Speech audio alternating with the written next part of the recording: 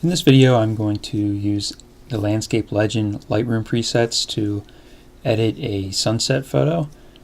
Landscape Legend includes some workflow presets that are stackable that allow you to get just the right look for your photo and do it in relatively small number of clicks. So I'm just going to go ahead and demonstrate that here. The best way to show how they work is just to show them in use with this sample photo. So I'm going to open up the workflow presets. They're broken down into different sections. I'm going to actually skip the first three sections. First section is for black and white adjustments, second is for white balance, and third is for exposure. I'm actually not going to use any of those presets on this photo. So I'm going to move on to the fourth section, which is the tone adjustments, impacts, highlights, shadows, whites, and blacks. I want to lighten the shadows, so I'm going to try out some different HDR presets and see which one looks the best.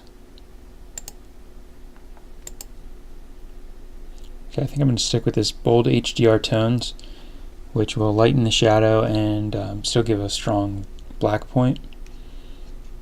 So I'll move on to contrast adjustments, and I want to give just a small increase in contrast, so I'll click on these different presets. I think I'm going to go with contrast boost low.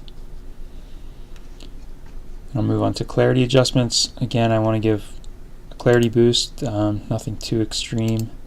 So I'll just try the different presets here and see what looks best. I think I'll go with clarity boost small.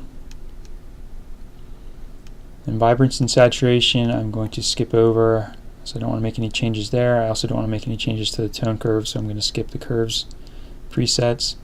So move on to color adjustments. The color adjustments are really useful for landscapes, for things like bringing out the blue in the sky or green in trees or foliage. There's also some autumn presets here that will boost oranges and reds, typical autumn colors. With this photo, I was taken at sunset and there was a good bit of orange in the sky, but it didn't really come out so much in this raw file, so I want to try to boost the orange to see if it'll make the sky look a little better. So I'm going to try these autumn presets. Even though it's not an autumn photo, it still will be increasing the orange saturation a little bit. So I think I'm going to go with the preset called Autumn Colors Soft. I'll move on to the split toning, and I'm going to try these warming presets. I'm going to go with the warming filter light, which warms the photo up a little bit. Works well since it's a sunset photo. I'll move on to sharpening. I'm just going to apply light sharpening. You're not going to notice a difference in the video.